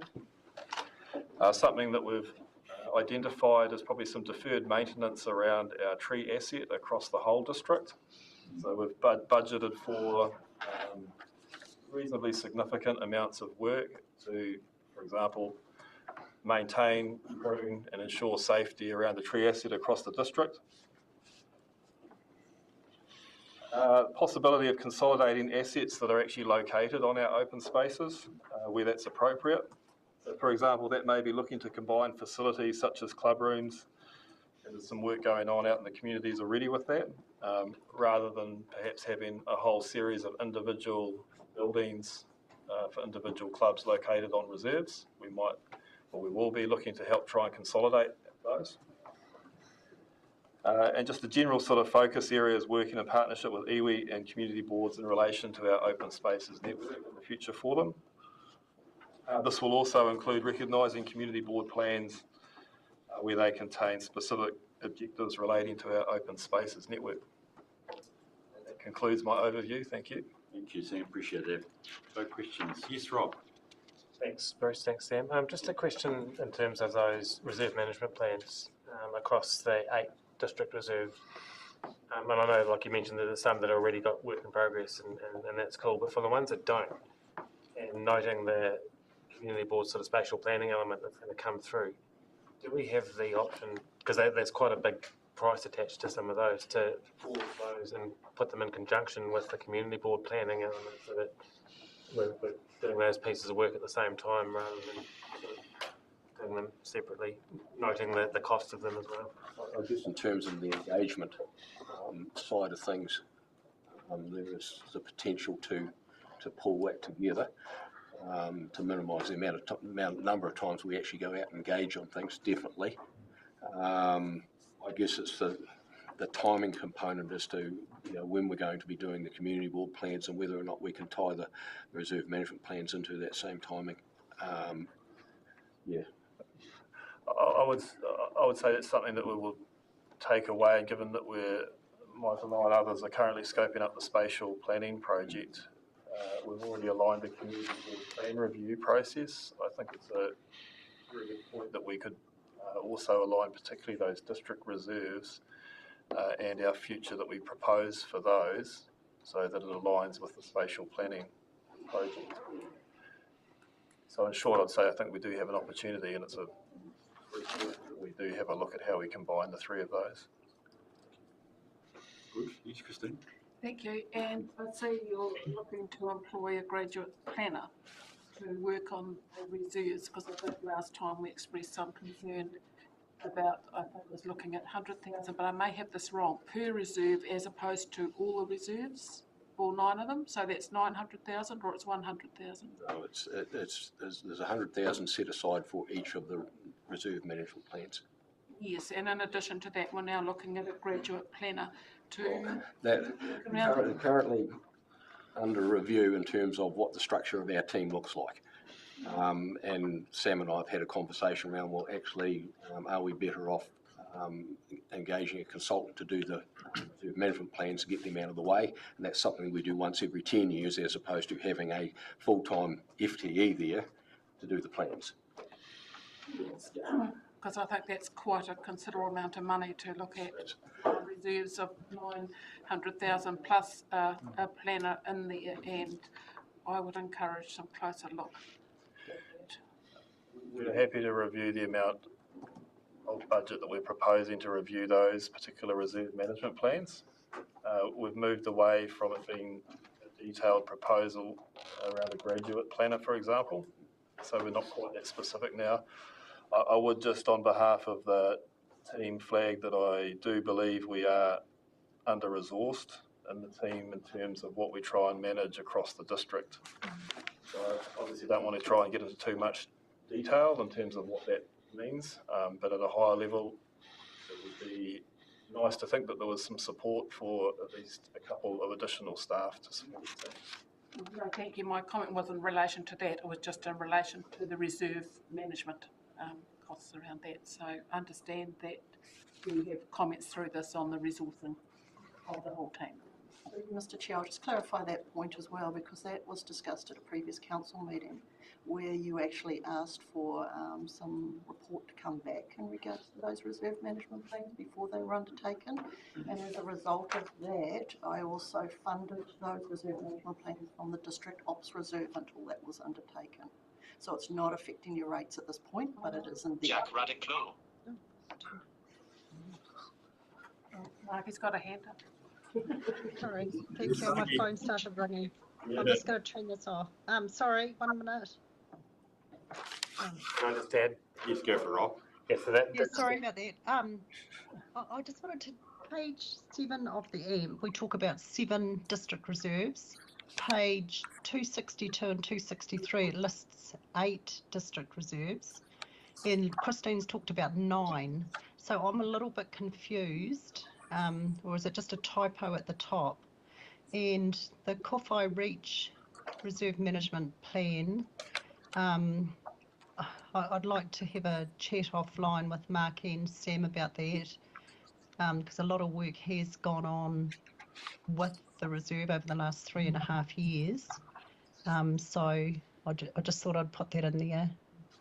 I think it's getting to the point that a memorandum of understanding between the community, the 10 partners in that reserve would be adequate for it to move forward. Mr Chair, it should be 8 on page 7. Okay, thank you. Thanks, making the number up. And you're making the number up, okay. Sorry, is that clear as mud? That's good. That's good. Okay. So we've got, Margie, we've got eight clarified as the correct number, and we'll get the plan up. You want to take a wee bit of a next step with Mark and Stan. Rob? Yeah, Mark's been amazing. Thank you. I'd appreciate that. Rob? Thanks, Getting my ducks in a row. Just, I guess, just further clarification, just based on the amounts that we're talking about as well, because it's quite a significant chunk in the current time and the potential time demands on staff. So, just for my clarification, are we looking at pausing the unnecessary ones and tying them in? I just don't know where we're quite landed with the unnecessary reserve management plans. Well, unnecessary is probably the wrong word, but the ones that could be paused, like we've got ones at the moment, like we're talking about the Winton Hub, where you're looking at examples that have the demand and a need at the moment, but you've got ones that potentially are sitting there at the moment that don't necessarily need any work done at this point in time, and then tying them in. I'm just, the $100,000 price tag per reserve, sort of in this current financial climate and the workload climate, and I think the risk of double handling when we come to do the community board planning piece, where that process might change the demand on what that reserve might be or where it might fit into the picture of that community. I think it's just important getting that timing of everything right, given the amount of money that we're looking at spending. I guess in terms of the reserve management plan, we've got what we call an omnibus reserve management plan, which covers the whole district, but we've got individual reserve management plans for those 8 district reserves because they're considered to be significant to the whole district. That plan was done in 2003. It's supposed to be reviewed every 10 years. And $100,000 might sound a lot, but with the amount of engagement and consultation that we have to do under the Reserves Management Act, it's probably a light figure in today's climate. But you're quite correct. If we can push them out and look at combining them with other work that we do, we might be able to reduce the cost of that. What I'm trying to do is highlight the fact that these things are 20 years old. And so if we're going to manage these into the future, we need updated reserve management plans. But I think we need to do them for this, not just for the sake of doing them, we need to do them based on a need, and especially given that considerable material amount of money. That sounds substantive, Rob. Are you trying to suggest this needs to change in some way? Please, we want some finality. Yeah, I guess I'm indicating that that's a lot of money, and whether, so I guess my answer is yes. Right, so that probably sounds like we need to have some action before this gets adopted. Yeah. Okay, so this is one that in terms of the motion will need a level of thought based on this conversation and then being brought back on the 15th for adoption before you adopt the CD. Okay, I had Tom, and then I've got Matt, and then I've got Don. We're up 2 o'clock, which is my drop dead time for this meeting, so we'll keep it short and sharp, please. Tom? Thank you. Mr. Chair, through the reserve management plan and through the funding that we've just talked about, through the challenges that your team faces on a plethora of different angles, would there be any appetite for some of that reserve management funding to go into researching what kind of savings district communities could have with regards to maybe using some of those members of the community to do some of those things within the community? So we've got examples, right? I mean, we were in Waikaia last week, and we were pretty impressed with the fact that that members of the community were being able to do some of the work, and they were happy to do that. And as part of a long-term strategy, would that not be part of trying to not only cut some costs but also give some validation to community members for taking pride in their open spaces and sharing some of that load or that responsibility? The answer is yes, and so in terms of the earlier questions about what's changed in these AMPs, there is a greater level of recognition and I guess a bit more of a focus on supporting local groups and contractors to be engaged to carry out works through this set of activities that I manage in the group here. So obviously what goes with that is we can never get away from the fact that no matter who carries out a service for us, they have to meet our health and safety requirements. But yes, the answer is where local contractors are prepared to do the work, and ideally if they can do it cheaper, that's another great benefit, and so we're open to having more of that service provision. Yeah, and we've got to be careful with the language, right? In terms of doing something cheaper, but also understanding a level of service under the guise of health and safety and all of those things. So there may be an ability, and we have seen some examples relatively recently of, that ownership from a community perspective, but also using, council contractors at the same time, so working in conjunction with them. And there are some examples out there that proving that we can actually do it just as effectively and still get the same result. So if there was an appetite within your team to actually look at it and investigating that as part of that $900,000, is that something? I think the answer is yes to that one time. I've heard that. I think the critical point here is that we're wanting a relook at this $900,000 full stop. I think there has to be a relook at this activity management plan around the whole approach to resource management planning. First and foremost, Tom, I think I've got that as a clear direction. I think from the committee about the $900,000, we need to have a relook at that. And because that's substantive, this particular plan, I suspect Anna's trying to help me with an amendment as far as that's concerned. So I've got that. I've got Matt, then Don. It carries on from Rob and Tom's comments. It's, I guess, acknowledging that our open spaces strategy, the 2014 to 24 strategy, I think it's written in that the first 3 years of this AMP is addressing that strategy. So I guess you're saying that the reserve management plans are back in 2003 and there's a requirement to get those done. But I guess just as far as like reverse engineering the timing of this, priority being getting that strategy right, the updated strategy right, also flowing in with community boards, spatial planning coming into it, and then it'd possibly be clearer at how to approach individual reserve management plans after those work streams are done. I guess part of that, reading into the first part of the executive summary, the green, grey, blue aspects of open spaces, isn't that reflected in our current open spaces strategy?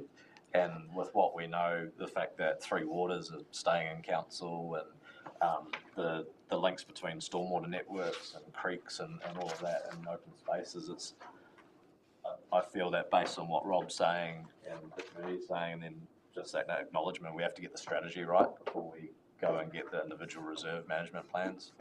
Is that? That's essentially what we're trying to do, because what we said was we will spend the first 3 years getting our strategy, policy and reserve management plans up to date so that we can inform the next LTP. Could it be get the strategy right and then get the reserves plans next time around, as far as the chicken egg situation? It's a helpful clarification. Thanks, Matt. And I think we've got a wee bit of work to do around this. Don? Yeah, just following up Rob's comments there, perhaps because that 900,000 district-wide reserves, maybe they could be brought back into the local community board area, so there'd be local reserves. That wouldn't take away from the value that you see, and that might be one way of reducing the cost. Thanks, Don. Okay, so I think this is one that we can't let through the gate right at the moment. It needs to have a relook at, and there is an amendment that Anne helped me with. We've got, which is that effectively when we set up on the board, is it actually just needs a little bit of rework and brought back to council. Let's not worry about the wording of that right at the moment, but I hope that this one captures the feeling on this one, Sam and Mark. Thank you for that. Right, can we move on then, please, to waste services?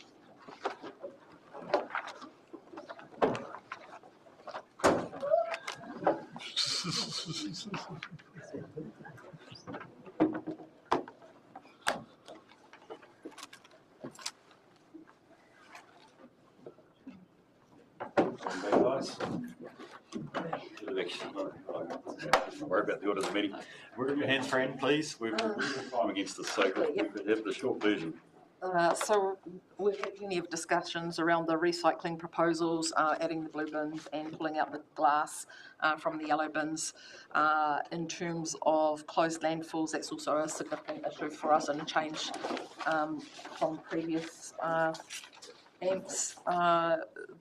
We've got our three highest priority closed sites being Otautau River and Bayswater, which are incorporated into LTP for protection in place or removal or remediation of the site. We have made all the other changes that people have sent through in terms of the AMPs, apart from one which has just recently been brought to our attention from Councillor Spraggan around the Stewart Island and the horizontal composting unit, which we will make that amendment before we bring them back to them, but that's the short version. Thank you, Fran. Appreciate that. Do we have, yes, Sarah, and then Christine. Thank you. Then Rob. So it was the one I highlighted previously when I jumped the gun. Page 22.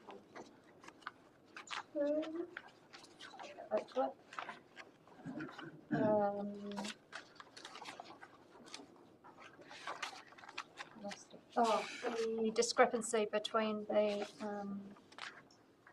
actual table here and the comment below. So the table just needs to be updated where it says tourism holidaymakers. The destinations to reduce following COVID-19 pandemic and controls. So I think we're well beyond that now. Yep. Thanks. Thank you. And the one that we had identified, I found that it's on page 309 in the agenda, or page 37 in the document. Yep, thanks. And it's to do with a composting facility on the island, which was there when the setup was put in, but it's now full of gravel. Not very good for composting. Just a query really around the glass recycling, and you've got the two options in there. And ICC, I think, are consulting on bottle banks, which has been part of our discussion in the past. Is that not going out as an option along with the other two? So when we've done the look at the proposal and look at reshaping that, going to the monthly actually becomes much more cost effective than the bottle banks. We'll still have the bottle banks there for people if they Transfer stations. at the transfer station. So that's not it's not that we're removing them or anything. They will still be there. That may be clarified in the document, because people will see it's being consulted on in ICC and we're not raising it as an option. Yeah, probably a good I think with the geographical area, it's probably a little bit different too. And we've got, because we've sort of gone away from the bottle bank to the fact that we've got those 24/7 transfer stations where we'll be able to do the bottle collection there. That's all right. I was just considering that, given the cost of one of those options. Thank you. Rob? Just a similar kind of thing, and it kind of ties in a bit with EMS, but it's that shared service approach where you've got that waste net model, and just, I guess, flagging, noting that these have been referred to as live documents, that depending on what sort of neighbouring councils do in terms of that shared service, there might be some changes sort of coming through, because there is a bit of a link in there, and we're all sort of consulting at the same time, so just a bit of a flag. And then a quick question around the landfills, and noting that we don't own Collett Bay, and that's probably why it's not listed in there, but just noting that there was a bit of community sentiment around there and whether that needs to be referred to. Collett Bay. Yeah. It's certainly not it's not a high risk, that's why it's not in there. It's not our highest risk one. It's about 53 and 56. So Margie, you've got your hand up. Thank you. I've looked through this, but the reference for me is around rubbish on our roadsides and destination Southland and keeping it green. And there seems to be no reference in here to, my concern is levels of service and the amount of, when, you know, the wheelie bin cycle, how is it going to affect the rubbish that is being dumped in our rivers and along our roadsides now? Is there anything we can put in here that addresses that as well? Like some sort of signage, I'm driving from, you know, keep it green Southland, or because there will be an impact, I would imagine, with wheelie bins. I was talking to my daughter about what Ashburton does up here, what their cycle is, and it's, you know, for me, it's a reduction in the level of service. I know there's a cost, but what is the cost to the rest of Southland if we've got rubbish on the side of our roads and our rivers? it's, through you, Bruce, that's a really tough one, because it's hard for us to judge. We do get statistics on roadside weather at the moment. ICC do it, we do it, but it's only what you find, and people call in, and And like all through our discussions, it's been, you know, how will that create just fly tipping? But gee, that's really it's a toughie. You can't really put a number on it. Well, I can't. And having the availability of the 24/7, bottle banks and recycling station, I think potentially helps that situation, but might not eliminate it. I'm going to be honest. I probably think, from my point of view, the fly tipping's more the big ticket stuff as opposed to recycling stuff. That would be my. If somebody's got a trailer load of garbage, they don't want to take it to the transfer station to dump it in the thing. They just want to get rid of it. The recycling, you'd like to think if we've got bins out there and 24/7, a lot easier to transport, lighter, all the way past. I don't think it'd be it's more that big household garbage that seems to get fly tipped. It certainly feels like, I mean, Margie's concern is around image and you know, if we're a destination, so clearly it's something that may not be the biggest part of the strategy, but clearly you say you're measuring or you're monitoring to the extent that you know that information. It may be the sort of thing that occasionally needs to pop up so we can understand clearly in the long run the effect of whatever we adopt under the seat. Sorry, whichever option is adopted under the CD.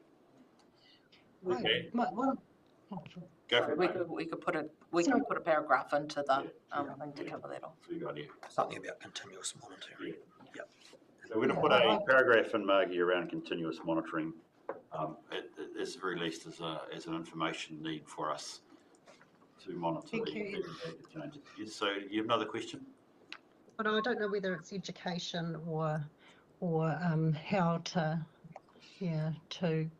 go forward. But you know, last year highlighted in that in a newspaper article about Southland being the rubbish capital of New Zealand. We don't want to have a region look. You know, we don't want that there for a region. I truly believe that was not even close to being correct from the statistics I've seen. But that aside, it's not good publicity. But with the WasteNet team now getting up to numbers, we've now got a manager, director at WasteNet, we've got the contract engineer, and there's 2 roles getting advertised as we speak. I think even with the reduced numbers they've had, we've had some very good advertising out there in this last year, and it'll only improve when we get the education officer back on board. Oh, that's great. And we've got reasonably good budgets for it as well. Can I just ask one question that doesn't necessarily change what's in here? Probably it's because of my interests elsewhere where I've seen money that's made inside rubbish contracts. Contract renewal comes up in 2027. How significant is that to the total approach? Very. Is it a risk? Recycling is very much a risk. Which all it makes me think, sorry, and so I did actually have a point to make. I wondered whether that's underemphasised in this asset activity management plan. It struck me. I mean, I was thinking, do we have to have a 17A review before we do that? And I'm not worried about it. We might have to. I'm not worried about legislative compliance. I'm worried. Worried. I would take risk attached to such a significant deal, particularly if it's out for 8 years, whatever it is that we do. We are talking about a significant multi-million-dollar contract, and I would think my risk antenna on this one is high. Comment, and we can look to put something in around that risk, because I agree it is. Thank you. Probably I'm also self-serving, recognising it probably comes back to the finance and committee. So I'm just thinking about that one. Okay, is there any other comment folk would like to make about waste services? Yes, go for it, Tom. Chair, notice that 90% of glass is recyclable, right? So there's a percentage of that glass that gets crushed and put onto roads. Is that correct? Or is it minimal? Well, there's people out there trying to do that now.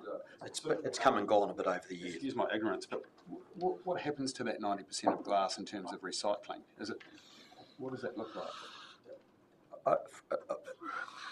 I believe in previous times it's been shipped away to other users somewhere in the North Island that all of a sudden become very uneconomic. There's been a lot of glass just the day that there'll be better uses. And obviously with what we're trying to get now with McGregor Concrete in particular, are trying to incorporate it into their products. And at the moment, it's looking quite favourable actually. So in terms of the risks that Bruce is talking about, in terms of having to take that glass elsewhere and how strong your contracts are for a fixed period of time, things like the significant increase in transportation costs associated with that, we've got to factor those things in. Going back to what is the glass actually used for? If we have all of our bins and we have our transportation, is there some way that we can design the bins so that when you throw the glass in, it actually smashes, so that it compacts more, so that you can get more glass in, so that it can, I'm trying to think outside the box, You'd be totally new to kit, so it could be done, but I don't know if it can be done, but I imagine. Then the actual bins become very, very heavy. Yeah, I was going to say. So there's a volume weight thing. Yeah. Yes.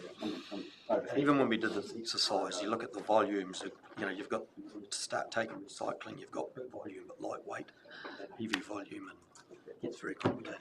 Like the idea. Let's keep thinking about it, but I think we will keep moving on. So thank you. That's Waste Facilities. It's the ASA now, please. The last one.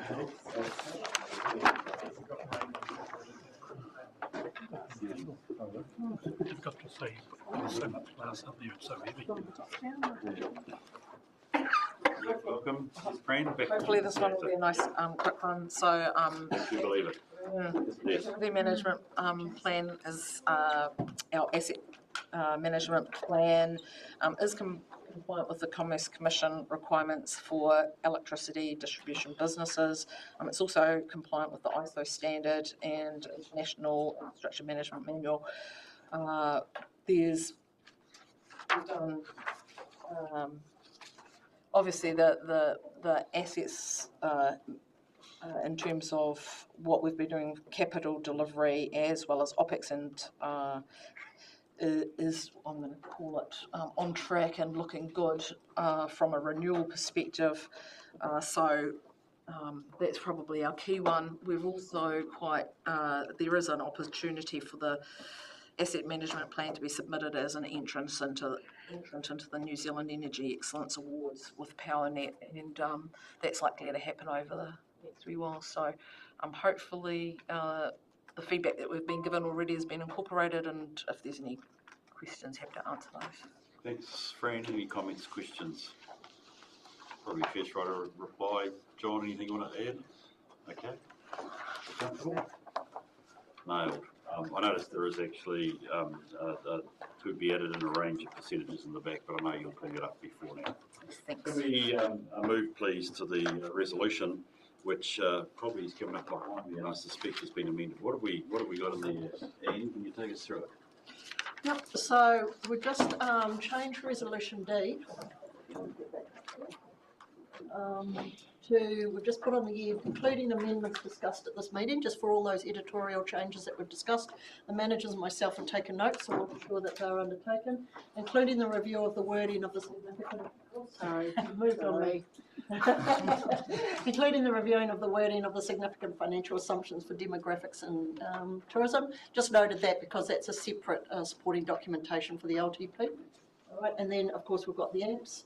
I have changed also E, in that it would go back to the committee in June, but it won't be because it has to come to you in May as part of the supporting documentation. So it's just acknowledging that there'll be some changes to the performance measures. They'll be coming back to you in May. That was what you indicated before in terms of the community housing one. I think there's another couple they're looking at as well. And then added on G at the below, which was just around the reserve management plans, which we will also, as part of that reporting back to council, incorporate the mayor's suggestion about looking at the existing plans and whether we can just utilise those in the. Yeah. Can I just check, does that mean we're still endorsing the open spaces plan now? I would say that we're still endorsing. If anyone's got it, I'd still like to endorse it, but subject to that. Yes. Subject to that, I think my point is okay, because I was thinking you had to bring the open spaces. Another minor typo. Back yeah. to that meeting. So your ones are just included back in, so can you go back up to D, please? Yep. Yep, they're just going to be included, including amendments discussed at this meeting. Oh, okay. So, so all of those typos and little small changes we're going to include here. There's a few other wee typos that. Yep, and if we could touch on with you, Paul, or anybody else, if you've got any, that would be awesome. Incorporate all of those. The person prepared to move that motion. I am. Thank you, Paul. You are? I'll second. I'll put the motion. All those in favour, please say aye. Aye. Those against? Aye. Thanks, Margie. It's carried. Brilliant. Well done. That's been a very good team. Thank you very much for. We actually fit. Thank you very much for the response to the original read of the asset management plans and come back. It just shows that working together we get them things a bit more ship shape. That's tremendous. Right, we still have one more item this week we go, which is, I think, Janie, I'll see you down the back there, please. So it's our forecasted financial position. So really important time. Q3 gives us a chance to look forward. We're now a couple of months away to 30 June. So Janie, in your hands. Good afternoon, Mr. Chairman, members of the committee. The purpose of this report, of course, is to inform the committee of the expected year-end financial result compared to the annual plan for 23-24. Only major changes have been included in this forecasting round. These changes are based on the best knowledge that the relevant staff had at a point in time. Overall revenue has increased by $3.7 million. This is a combination of amounts to fund carry forwards, mainly NZTA and grant funding, a reduction in revenue due to the September 23 prioritisation process, and further changes as a result of this forecasting round being NZTA funding for the September 23 flooding event, insurance recoveries, and the sale of land at Luxmore subdivision. This is offset by a reduction in grants and subsidies, principally moving better off funding to 24-25, and a reduction in interest earned as part of the investment approach. Overall operating expenditure has increased by $1.9 million. Again, a combination of amounts carried forward from 22-23, approved by Council in September 23, unbudgeted expenditure approved during the year, and further changes as a result of this forecasting process. The net forecasting increase in operational expenditure is as a result of unplanned maintenance, waste disposal costs, and the movement of roading expenditures but budgeted as capital but moved to operational. This is being offset by a reduction of finance cost due to the delay in our investment approach. In terms of the capital program, the majority of works are in progress. There will still be carry forwards at year end, and generally this forecasting process has not attempted to estimate these. Key explanations of further changes to the other council expenditure as a result of this forecasting round is listed in paragraphs 21 to 27 of the report. Capital expenditure has decreased by $2 million. Again, a combination of amounts carried forward from 22-23 that was approved by council in September 23, unbudgeted expenditure approved during the year, and further changes as a result of this process, being a reduction in $2.6 million.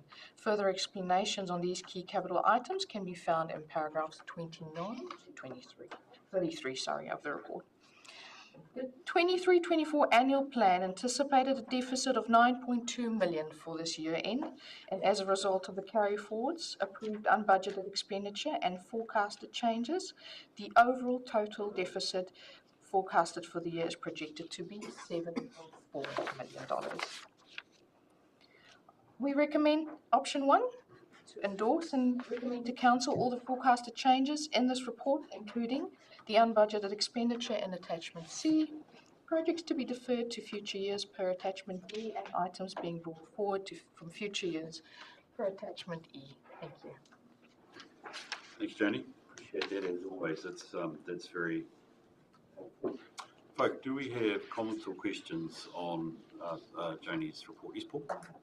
I see a number of references to the Edendale-Wyndham insurance claim, and I just wonder that amount of money of $300,000, is the claim going to cover that? I sort of find that rather unlikely. For you, Mr. Chair, I will need to investigate that, but I would presume that the claim is the claim. Yeah, the claim is the claim. Whether we get it or not is another question. So is that a claim off our insurance For the plant, or is it off the car and the vehicles involved? I think it is at this stage. Yeah. I find that a bit of a worry. We can't claim from there, we'll be going to our insurers.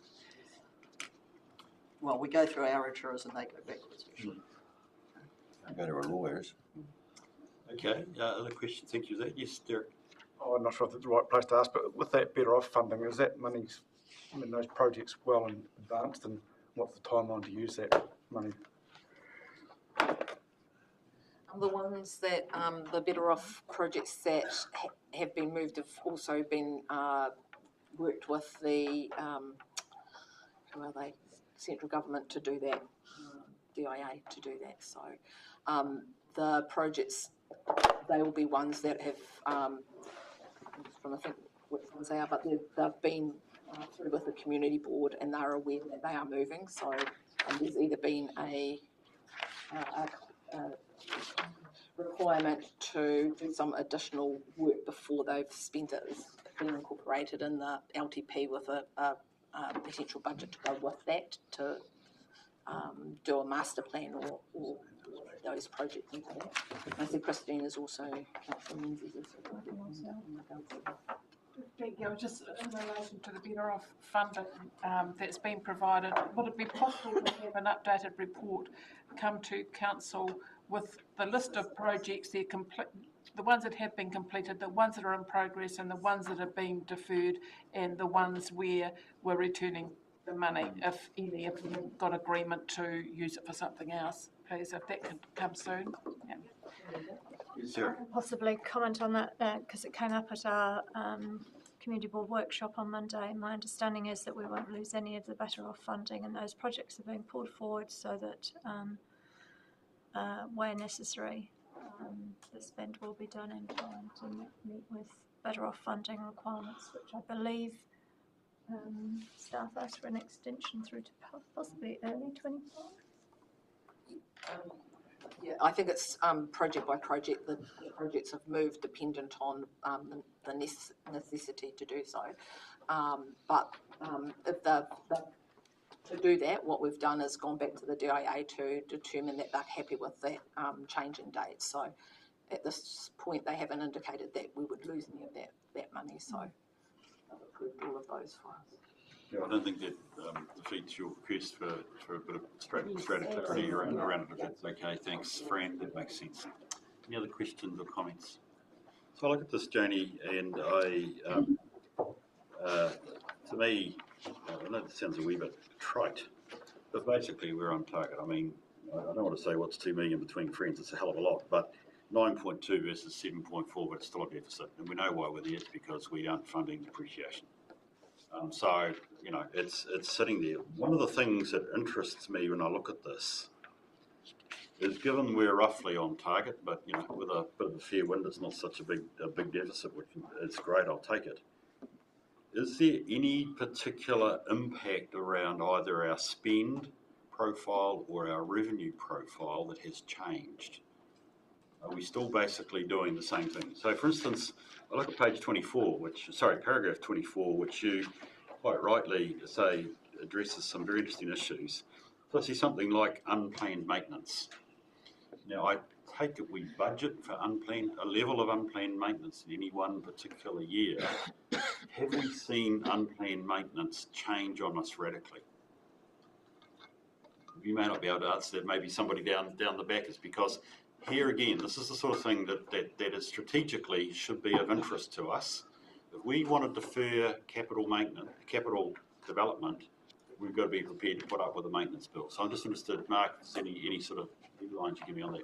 So through you, Mr. Chair, this is probably specifically around our community housing units, and the fact that we've only just got a person in the property team that is now doing inspections and is highlighting work that should have been done but hasn't been picked up before. So, and this comes back to the difficulty of undertaking work when we've got long-term tenants in units. And sometimes we have to go in and completely renovate a unit because it's in a state that you cannot go and tenant that unit when that person moves out. So the beauty of having a person in the property team that now does regular inspections will mean that we will be on top of our maintenance moving forward. Okay, look, no, thanks there, Mark. I appreciate that. All I'm trying to reflect back to Joni and your team is I'm looking to see what other drivers for change. And I'm looking to go higher with our financial strategic vision, which is actually, it says here, unplanned maintenance costs required for the Te Rural water. And I'm not probably too interested now in actually what is the reason, Grant, sorry, but I'm just to know whether in effect, this is for future reporting, doesn't reflect any some symptomatic underlying change in our cost structure, in our management of our costs, or indeed similar in terms of revenue. And that's really what's behind my question here. So look, good point, Mark. We get people on board, we start looking harder at our assets, we suddenly find we're behind the 8 ball. So that's sobering. Because actually we possibly have to recognise that we have an unrecognised deferred maintenance liability, which isn't in our budgets. It isn't reflected in our financial numbers at this point. So in other words, we're open to we're at risk of the odd surprise. Okay, that's cool. Thank you for that. Any other guests, Rob? Just sort of following on from that observation, we've also got the reverts with unplanned income coming in for the likes of Yeah, agreed. Yep. That sort of things. And I guess the only other thing I'd flag is the emergency work as well and the impact on our road and that there's more frequent flooding happening. Yeah, so I'm Rob. Look, I totally agree. It would be both the revenue and the expenditure side. I'm looking for something that structurally has moved the dial for us in terms of our expenditure. I'm taking this at the moment generally, as I said, you might want to quibble with me whether a $7.4 million deficit is close to a 9.2. It's not that far different, as long as our basic tactics around spend and revenue have remained the same, or no external events come in that's changed it. We're roughly on track.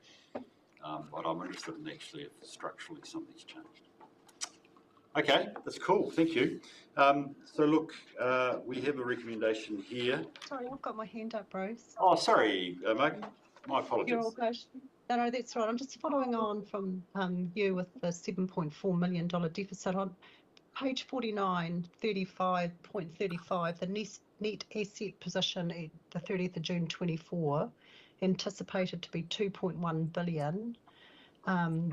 In the 2023-2024 annual plan, it's projected going forward to be 2.6 billion. How are our assets valued, is my question. It's a substantial amount of assets. How do we come to that figure? So through you, Mr. Chair, every year we go through a revaluation process as part of our year-end accounts on our significant assets, which is for us in terms of roading and the 3 waters, and then we also do one for forestry as well. And it's our roading assets. So over those last couple of years, you'll remember that we've gone up sort of like 30%. And in waters, I think we were up around 60 to 70%. So yeah, that's where it comes from. That's how it's undertaken. Thank you. It's a very good number to follow, and thank you, Joni, that you've got it there, and thank you for your question, Margie. It's one that we need to follow that's going to drive out appreciation and ultimately our renewal costs going forward. So I want to keep our eye on. Can we move to the recommendations, please, which is we A to C, we comply with decision making. D, as we note the forecasted changes in the financial position, as has been detailed by Joni in the report, that we endorse and recommend the following unbudgeted expenditure items and their associated funding source. I actually had a small question, and I think you probably got to that, Paul. The sewerage, Edendale and Wyndham, I presume, is insurance recoveries. Is the correct description there, not just insurance? I would like to, if I want to be slightly pedantic there. We endorse and recommend, this is under F, the deferral of the following items, and we approve bringing forward the following project from future years. And this is a dislodging one, which we will fund by way of loan. Yes, Just Jill? a question on that one, please. The Stewart Island visitor levy operating cost of 15,000. I'm not sure is that unbundling expenditure. It says it's a cost or it's expense. What's it for? Or is that one of those 3 yearly already allocated funding? It's not clear.